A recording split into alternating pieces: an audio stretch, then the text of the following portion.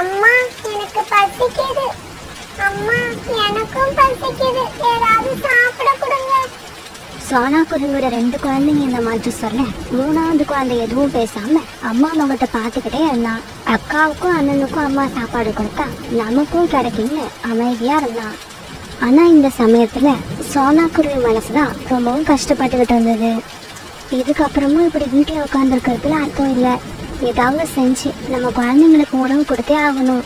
யார்கிட்ட கேட்கறது? காணனும் கோரி அக்காவும் தான் கொஞ்சம் பணக்காரவங்க. அவங்க கிட்ட போய் கேட்டா கண்டிப்பா உணவு கிடைக்கும். இப்படி நினைச்ச சோனா குருவி கால்காகத்தோட வீட்டை நோக்கி பயந்து போச்சு. இப்படி போன சோனா குருவி கால்காகத்தோட வீட்டு கதவை தட்டுச்சு. கோரி அக்கா, கோரி அக்கா, கொஞ்சம் சீக்கிரம் கதவை தரங்க. சோனா குருவி கூப்பிட்ட சத்தத்தை கேட்டு காலுக்காக வெளியில வந்தது. சோனா, இந்த மழையில கூட எடுக்காம வந்திருக்க, என்ன விஷயம்? காலண்ணா, என்னோட குழந்தைங்க 2 நாளா எதுவும் சாப்பிடாம இருக்காங்க. எங்க வீட்டுல எந்த உணவும் இல்லை. உங்ககிட்ட இருக்கிற தானியங்களை கொஞ்சம் எனக்கு கொடுங்க. இதை நான் கடனாதான் கேட்கறேன். மழை விட்டதும் அந்த தானியங்களை உங்களுக்கு நான் திருப்பி கொடுத்துட்றேன். சோனா, உனக்கே தெரியும், நான் ஒரு பொம்மை வியாபாரி. பொம்மை வித்து தான் எங்க பழப்பே நடக்குது. 4 நாளா இந்த மழையால பொம்மையை வியாபாரத்துக்கு எடுத்துக்கிட்டு போகவே முடியல. அப்புறம் எப்படி எங்க வீட்டுல உணவு இருக்கும்? இருந்தாலும் ஒன்றை பார்க்கவும் பாவமா இருக்கு. இது வீட்டில் நாங்கள் வச்சிருக்க தானியங்கள்ல இருந்து உனக்கு கொஞ்சம் எடுத்துக்கிட்டு வரேன். காலண்ணா, உங்களுக்கு ரொம்ப நன்றி. சீக்கிரமா எடுத்துட்டு வாங்க. மழையில என் குழந்தைங்க தனியா விட்டுட்டு வந்திருக்கேன். சோனா குருவி இப்படி சொல்லிக்கிட்டு இருக்கும்போது கோரிக்காக வெளியில வந்தது. என்ன காலேஜி, இருக்கிற தானியங்களை எடுத்து கொடுத்துட்டு என்ன பட்டினி போட்டு கொல்லலாம்னு முடிவு பண்ணிட்டீங்களா? கோரிக்காவை இப்படி சொன்ன உடனே காலுக்காக எதுவுமே பேசாம மௌனமா நின்னுது. கோரிக்கா, கொஞ்சம் பெரிய மனசு பண்ணுங்க. இந்த தானியங்களை நான் எனக்காக கேட்கல, என்னுடைய குழந்தைங்களுக்காக தான் கேட்கறேன். சோனா, நீ தானியங்களை யாருக்காக வேணாலும் கேளு. ஆனா எங்க கிட்ட இருந்தா தானே கொடுக்க முடியும். இருக்கிற கொஞ்சம் தானியங்களையும் உங்ககிட்ட கொடுத்துட்டு நாங்க பட்டினி கிடக்கணும்னு அவசியம் இல்லை. இதை கேட்டுட்டு சோனா குருவி அழ ஆரம்பிச்சது. சோனா, ஏற்கனவே மழை பெஞ்சு எங்க வீட்டை சுத்தி தண்ணி தேங்கி நிக்குது. அது கூட உன் கண்ணீரும் சேர்ந்தா அப்புறம் வெள்ளமே வந்துடும். கோரி, என்ன கொஞ்சம் கூட இரக்கமே இல்லாம பேசுற? கொஞ்சம் தானியங்களை சோனா குருவிக்கு கொடுத்தா நாம ஒன்றும் குறைஞ்சு போயிட மாட்டோம். நாம குறைய மாட்டோம், நம்ம கிட்ட இருக்கிற தானியங்கள் குறைஞ்சு போயிடும். கோரியக்கா, நீங்க என்ன வேணாலும் சொல்லுங்க, நான் அதை செய்யறேன். எனக்கு சம்பளம் கூட வேண்டாம். கொஞ்சம் தானியங்களை கொடுங்க. அதை கொண்டு போய் என் குழந்தைங்க கிட்ட கொடுத்துட்டு வந்து நீங்க சொல்ற வேலையை செய்யறேன். சோனா, நீ சொல்றபடி நான் நடக்க மாட்டேன். நான் சொல்றதான் நீ கேட்கணும். இப்படி மழை பெய்யறதால 4 நாளா காலேஜ் பொம்மை வியாபாரத்துக்கு போகல. நீ ஒண்ணு பண்ணு, நான் பொம்மைகளை தரேன். அதை எடுத்துக்கிட்டு போய் வித்துட்டு வந்து கொடுத்துட்டு உனக்கான சம்பளத்தை வாங்கிட்டு போ. கோரியக்கா, இந்த மழையில பொம்மைங்களை எடுத்துட்டு போனா யாரும் வாங்க மாட்டாங்க. மழை விட்டதும் உங்க பொம்மைங்களை வித்து தரேன். இப்ப எனக்கு கொஞ்சம் தானியங்களை கொடுங்க. இங்க பாரு சோனா, உன் குழந்தைங்களுக்கு உணவு கிடைச்சி அவங்க உயிரோடு இருக்கணும்னு நீ நினைச்சா நான் கொடுக்குற பொம்மைகளை எடுத்துக்கிட்டு போய் வித்துட்டு வா. இல்லன்னா இடத்த காலி பண்ணு. காலேஜி, நீங்க ஏன் இன்னும் இங்க நின்றுட்டு இருக்கீங்க? சீக்கிரமா உள்ள போங்க. நீங்க வெளியில நிக்க உங்களுக்கு இறக்க குணம் அதிகமாகிக்கிட்டே போவோம். மழையில பொம்மைகளை எடுத்துட்டு போனா வியாபாரம் ஆகாது. இது சோனா குருவிக்கு நல்லா தெரியும். இருந்தாலும் இப்ப சோனா குருவிக்கு இதை விட்டா வேற வழியே இல்லை. மழையா இருந்தாலும் பரவாயில்ல, பொம்மைங்களை எடுத்துட்டு போய் விற்கிறதுக்கு முயற்சி பண்ணி தான் ஆகணும். குரியக்கா, உங்க பொம்மைங்களை எடுத்துட்டு வந்து கொடுங்க. நான் பொம்மைகளை போய் வித்துட்டு வரேன். சோனா, நீ ஒரு பாசமுள்ள தாய்ங்கிறத ப்ரூவ் பண்ணிட்ட. இதோ இரு, இப்பவே போய் பொம்மைகளை எடுத்துட்டு வர. கோரிக்காவை கொண்டு வந்து கொடுத்த கூட எடுத்துக்கிட்டு பொம்மைகளை வியாபாரம் பண்றதுக்காக சோனா குருவி பறந்து போச்சு. சாதாரணமா மழையில பறந்து போறது பறவைகளுக்கு கஷ்டமா இருக்கும். இந்த நிலையில கூடையை தூக்கிக்கிட்டு மழையில பறந்து போறது சோனா குருவிக்கு ரொம்பவும் கஷ்டமா இருந்தது. பொம்மை வாங்குங்க, யாராவது பொம்மை வாங்குங்க. என்னோட குழந்தைங்களுக்காக யாராவது பொம்மை வாங்குங்க. சோனா, இந்த மழையில பொம்மை வைக்கணும்னு உனக்கு என்ன அவசியம்? உனக்கு 3 குழந்தைங்க இருக்காங்க, ஞாபகம் இருக்குல்ல? இப்படி மழையில நனைஞ்சு உன் உடம்புக்கு ஏதாவது ஆயிடுச்சுன்னா அந்த குழந்தைங்களை யார் பாதுகாப்பா? இந்த மழையில நான் பொம்மைங்களை விற்கிறது என் குழந்தைங்க உயிரோட இருக்கிறதுக்காக தான். என் குழந்தைங்க மேல உங்களுக்கு உண்மையிலேயே அக்கறை இருந்தா தயவு செய்து ஒரு பொம்மையை வாங்கிக்கோங்க. நீ என்ன சொல்றன்னு எனக்கு எதுவுமே புரியல. பிறகு சோனா குருவி தான் பொம்மை விற்க வந்த கதையை ஜம்ஜம் பறவைக்கிட்ட சொல்லுச்சு. சோனா, உன்னோட நிலைமைய கோரிக்காக தனக்கு சாதகமா பயன்படுத்திக்குது. இது ரொம்ப கெட்ட விஷயம். அண்ணா தயவு செய்து ஒரு பொம்மையை வாங்குங்க. என் குழந்தைங்களுக்காக நீங்க செய்யற உதவியா நினைச்சுக்கோங்க. ஆனா என் நிலைமைய உங்ககிட்ட எப்படி சொல்றதுன்னு தெரியல. வீட்டுல பணமும் இல்ல, உணவும் இல்ல. யார்கிட்டயாவது கடன் கேட்கலான்னு வெளியில வந்த, அதுவும் கிடைக்கல. தயவு செய்து என்ன மன்னிச்சிடு. இப்படி சொன்ன ஜம்ஜம் பறவை பிறகு அங்கிருந்து பறந்து போயிடுச்சு. கொஞ்ச நேரம் அதே இடத்துல உட்கார்ந்த சோனா குருவி மனம் உடைஞ்சு அழுதுகிட்டே இருந்தது. சோனா குருவி இப்படி மனசு உடைஞ்சு அழுகிறத பார்த்த ஒரு பாபா சோனா குருவி கிட்ட வந்தாரு. குருவி, ஏன் இந்த மழையில இங்க உட்காந்து அழுதுகிட்டு இருக்க?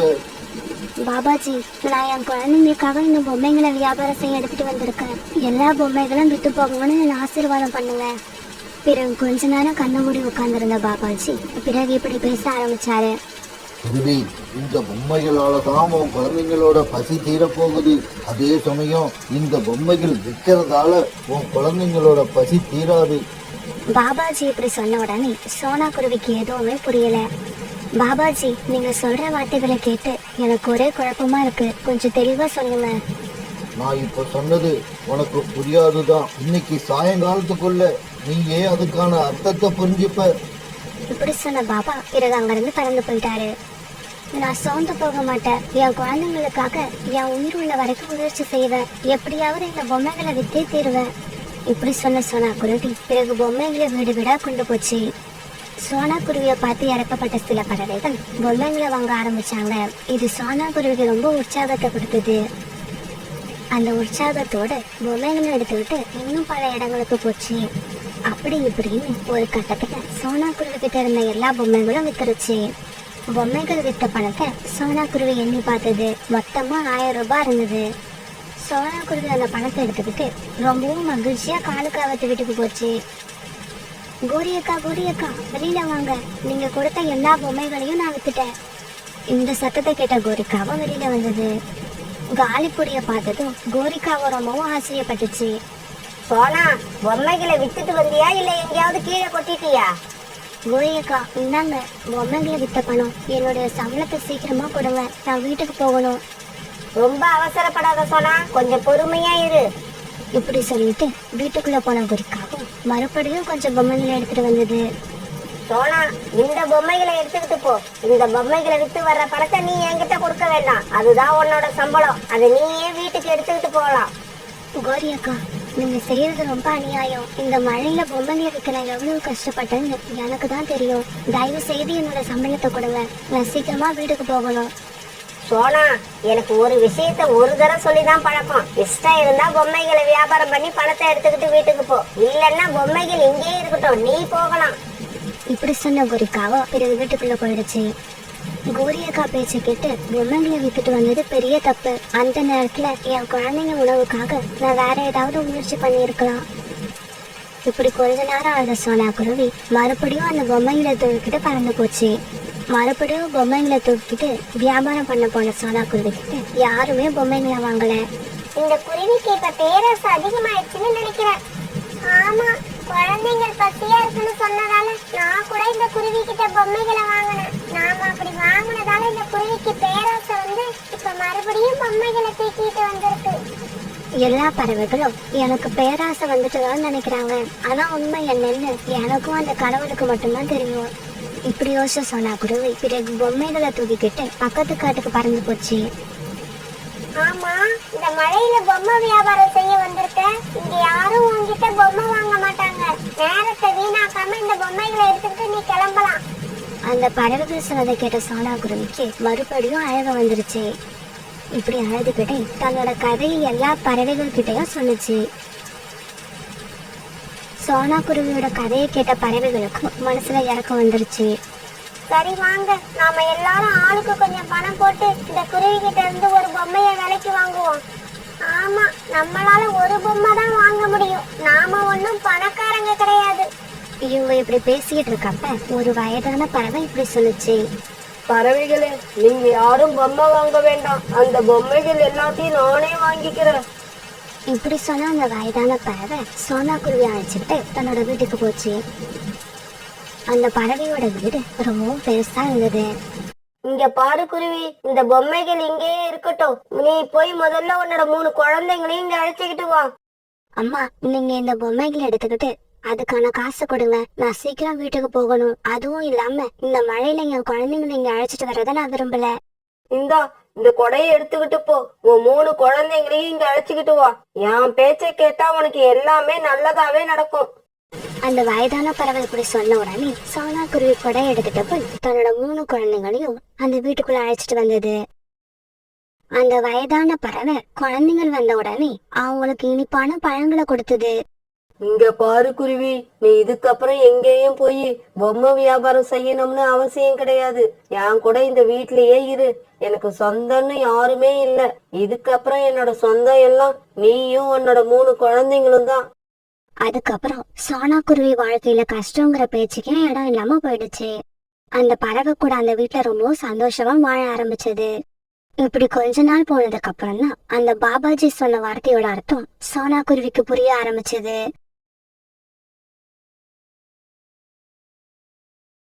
ஒரு வயதான பறவை தனியா வாழ்ந்து ரொம்பவும் கஷ்டப்பட்டுச்சு. அந்த பறவைக்கு சொந்தம்னு அந்த காட்டுல யாருமே இல்ல. கொஞ்ச நாட்களா தனக்குன்னு ஒரு கூடு இல்லாம வாழ்ந்த அந்த பறவை இன்னைக்கு கூடு கட்ட முடிவு பண்ணுச்சு. இப்படி முடிவு பண்ண உடனே கூடு கட்ட தேவையான பொருட்களை கொண்டு வந்து கூடு கட்டவும் ஆரம்பிச்சது. இந்த சமயத்துல காலுக்காகவும் கோரிக்காகவும் அந்த பக்கமா பறந்து வந்துகிட்டு இருந்தாங்க. காலுஜி, நம்ம வீட்டை விட்டு கிளம்பி இவ்வளவு நேரம் ஆகுது, இன்னும் நமக்கு உணவே கிடைக்கல. கவலைப்படாம வா, நம்ம கிட்ட ஏமாறுறதுக்குன்னு இந்த காட்டுல நிறைய பறவைகள் இருக்காங்க. காலுஜி, அங்க ஒரு வயதான பறவை கூடு கட்டிட்டு இருக்கு பாருங்க, அங்க போங்க. கோரி, அந்த பாட்டி கிட்ட கொஞ்சம் தானியங்கள் தான் இருக்கு. அதை தவிர வேற பழங்கள் எதுவுமே இல்ல. பரவாயில்ல காலுஜி, அந்த பாட்டி கிட்ட போய் கொஞ்சம் டைம் பாஸ் பண்ணிட்டு அதுக்கப்புறம் வேற இடத்துக்கு போவோம்.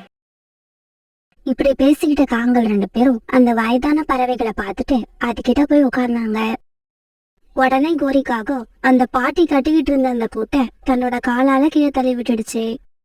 பாவிகளா, நீங்க நல்லா இருப்பீங்களா? எதுக்காக என்னோட கூட்டை கீழே தள்ளி விட்டீங்க? பாட்டி, வீடு கட்ட உனக்கு நான் ஹெல்ப் பண்ணலாம்னு பார்த்தேன்.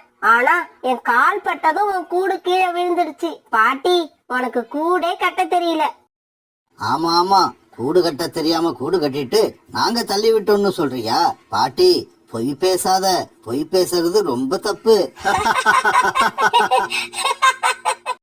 காகமே, உன்னோட பேரு காலு தானே? இரு உங்க அம்மா கிட்ட வந்து சொல்றேன். பாட்டி, எங்க அம்மா எப்பவோ இறந்துட்டாங்க. ஆனா நீதான் தேவையில்லாம இன்னும் உயிரோட இருக்க. காலுஜி, பாட்டி கிட்ட விளையாடுனது போதும். இந்த தானியங்களை எடுத்துக்கிட்டு நாம கிளம்பி போவோம், வாங்க. இப்படி சொன்ன காங்கள் அந்த பாட்டி வச்சிருந்த கொஞ்சம் தானியங்களை எடுத்துக்கிட்டு அந்த இடத்தை விட்டு பறந்து போனாங்க. அத பார்த்துட்டு அந்த வயதான பறவை கண்ணீர் விட்டு அழுதுச்சு. ஏய் காகங்களே, நீங்க நல்லாவே இருக்க மாட்டீங்க. இந்த வயசான காலத்துல என்கிட்ட இருந்த தானியங்களை திருடிக்கிட்டு போற நீங்க கூடிய சீக்கிரம் அதுக்கான தண்டனையை அனுபவிப்பீங்க. பிறகு அந்த வயதான பறவை அழுதுகிட்டு ரீட்டா கிளிக்கிட்ட போச்சு. ரீட்டா, அந்த காகங்கள் 2 பேரும் நான் கூடு கட்டி இருக்க இடத்துக்கு வந்து நான் கட்டிக்கிட்டு இருந்த கூட்டை கீழே தள்ளி விட்டுட்டு நான் வச்சிருந்த தானியங்களை தூக்கிக்கிட்டு போயிட்டாங்க. அம்மா, இந்த காகங்களோட குணமே அப்படிதான். இந்த காட்டுல உள்ள எல்லார்கிட்டயும் அவங்க அப்படிதான் நடந்துக்கிறாங்க.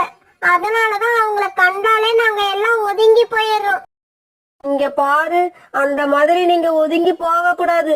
நீ என் கூட வா, நாம் அந்த காகங்கள் வீட்டுக்கு போய் நியாயம் கேட்போம். ஐயோ, அவ்வளவுதான். அதுக்கப்புறம் இந்த காகங்கள் நேரா என் வீட்டுக்கு வந்து என்கிட்ட பிரச்சனை பண்ண ஆரம்பிச்சிடுவாங்க.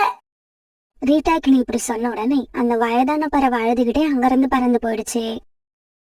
அந்த சமயத்துல காலுக்காகவும் கோரிக்காகவும் அந்த வயதான பறவை கிட்ட இருந்து திரும்பிட்டு போன தானியங்களை சாப்பிட்டுக்கிட்டு இருந்தாங்க.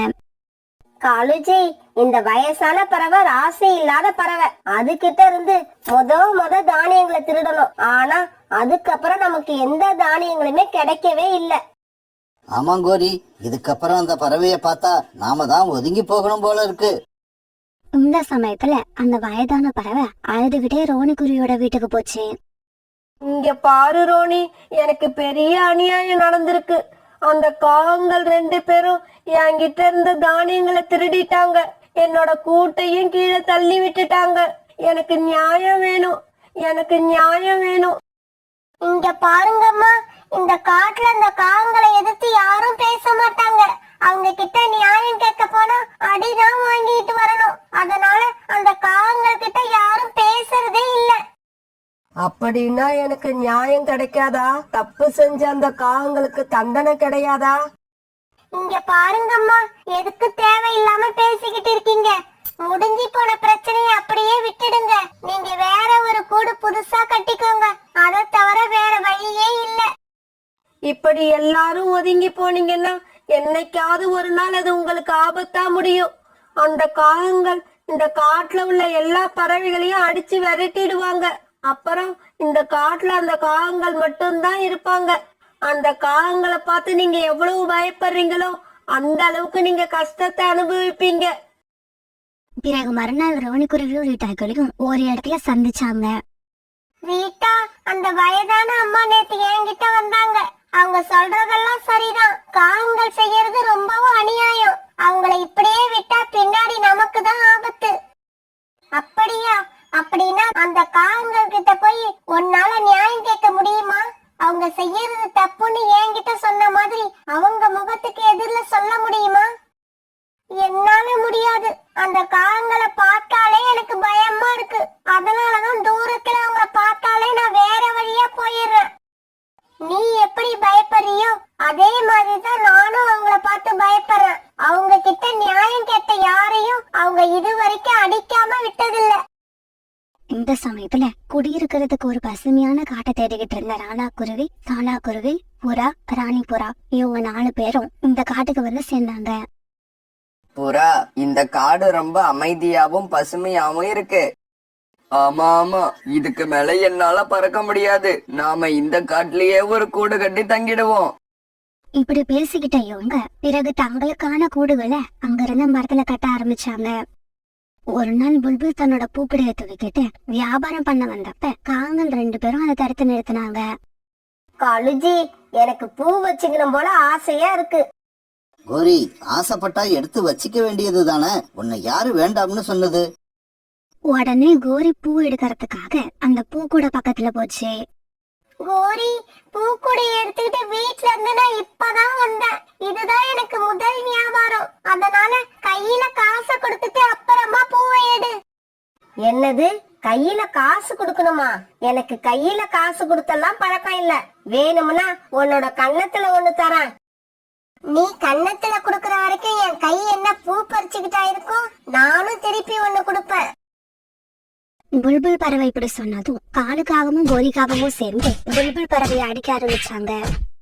காப்பாத்துங்க, என்ன காப்பாத்துங்க, யாராவது வந்து என்ன காப்பாத்துங்க.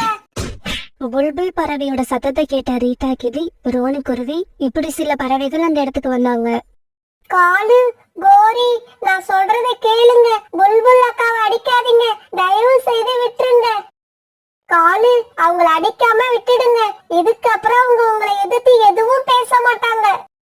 இங்க பாருங்க, நாங்க விருப்பப்பட்டு கேட்டா உங்ககிட்ட இருக்கிற பொருள் எதுவா இருந்தாலும் எங்க கிட்ட கொடுத்துடணும். இல்லன்னா இந்த நிலைமைதான். இப்படி சொன்ன காகங்கள் அந்த பூக்குடைய தூக்கிக்கிட்டு அங்கிருந்து பறந்து போயிட்டாங்க. இங்க பாருங்க, இந்த காட்டுல நாம நிம்மதியாவே வாழ முடியாது. நமக்கு நிம்மதி வேணும்னா இந்த காட்டை விட்டு எங்கேயாவது போயாகணும். ரீட்டா, நீ சொன்னதுதான் சரி. நீ கிளம்பணும்னா சொல்லு, உன் கூட சேர்ந்து நானும் வந்துடுறேன். நீங்க எல்லாம் போனதுக்கு அப்புறம் நான் மட்டும் இந்த காட்டுல இருந்து என்ன பண்ண போறேன்? நானும் உங்க கூடவே வந்துடுறேன். இப்படி பேசிக்கிட்ட பறவைகள் எல்லாம் பிறகு கொஞ்ச நேரத்துல தங்களுடைய மூட்டை முடிச்சுகளை கட்டிக்கிட்டு அந்த காட்டை விட்டு கிளம்ப தயாராயிட்டாங்க. எனக்கு என்னவோ இந்த காட்டை விட்டு கிளம்பவே இஷ்டம் இல்ல. நீங்க எல்லாம் கிளம்புறீங்கன்னு தான் நானும் உங்க கூட வரேன். பிறகு இந்த பறவைகள் எல்லாரும் காட்டை விட்டு கிளம்பி வேற காட்டை நோக்கி பறந்து போனாங்க. இதே சமயம் தங்களுக்கான கூடுகளை கட்டி முடிச்ச ராணாக்குருவி, சாணாக்குருவி, புறா, ராணி புறா இவங்க எல்லாரும் கூட்டமா வர இந்த பறவைகளை பார்த்துட்டு தடுத்து நிறுத்தினாங்க. பறவைகளே, நாங்க உங்க காட்டை தேடி இங்க வந்திருக்கோம். நீங்க என்னடானா இந்த காட்டை விட்டுட்டு வேற எங்கேயோ போய்கிட்டு இருக்கீங்க. அப்படி எங்கதான் போறீங்க? புறா இப்படி கேட்ட உடனே அந்த வயதான பறவை நடந்தது எல்லாத்தையும் சொல்லுச்சு. இந்த காகங்களுக்கு பயந்துதான் நீங்க இந்த காட்டை காலி பண்ணிட்டு போறீங்களா? நீங்க இவ்வளவு பேர் இருக்கீங்க, அப்புறம் எதுக்காக 2 காகங்களுக்கு பயந்து இந்த காட்டை காலி பண்றீங்க? ஆமா, நீங்க செய்யறது ரொம்ப தப்பு. செஞ்ச தப்புக்கு அந்த காகங்களுக்கு தண்டனை கொடுக்கணுமே தவிர நீங்க இப்படி பயந்து ஓடக்கூடாது. உங்கள மாதிரி பறவைகளை தான் எதிர்பார்த்துக்கிட்டு இருந்தேன். உங்களை சந்திச்சதுல எனக்கு ரொம்ப மகிழ்ச்சி. நான் இனிமே இந்த காட்டை விட்டு எங்கேயும் போக மாட்டேன். நீங்க மட்டும் இல்ல, இந்த காட்டை விட்டு யாருமே போக தேவையில்லை. எல்லாரும் இதே காட்டுல இருங்க, என்ன நடக்குதுன்னு பாப்போம். நீங்க சொல்றதையெல்லாம் கேட்கும் போது எனக்கு சந்தோஷமா தான் இருக்கு. இருந்தாலும் என்னை தனியா விட்டுட்டு யாரும் போயிடாதீங்க. நாம எல்லாம் கூட்டமாவே இருப்போம். கூட்டமா இருக்கிறது மட்டும் இல்ல, எனக்கு கூட இப்ப அந்த காங்களை எதிர்த்து போராடணும்னு தைரியம் வந்துருச்சு. அம்மா அம்மா, என்னோட மிட்டாயை இந்த ஆண்டி பிடுங்கிக்கிட்டாங்க. என்னங்க, நம்ம குழந்தைங்க கத்துற சத்தம் கேக்குது, நான் போய் என்னன்னு பாக்குறேன்.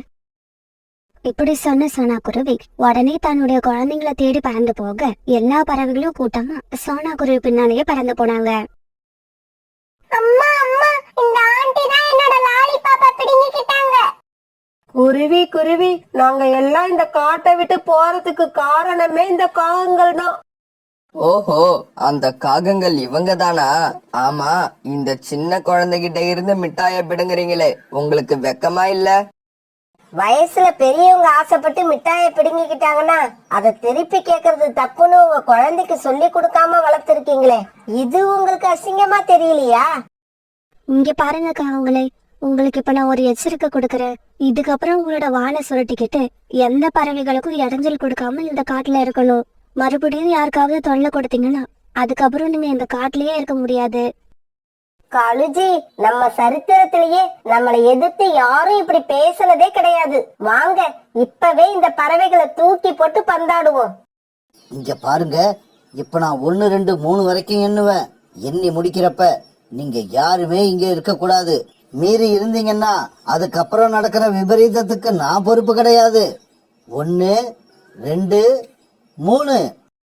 காலுக்காக இப்படி 1 2 3 எண்ணி முடிச்ச உடனே எல்லா பறவைகளும் கூட்டமா சேர்ந்து காகங்கள் மேல பஞ்சு அவங்கள தாக்க ஆரம்பிச்சாங்க. ஐயோ ஐயோ, விட்டுடுங்க, உங்களை அடிக்காதீங்க, விட்டுடுங்க, எங்களை அடிக்காதீங்க, விட்டுடுங்க.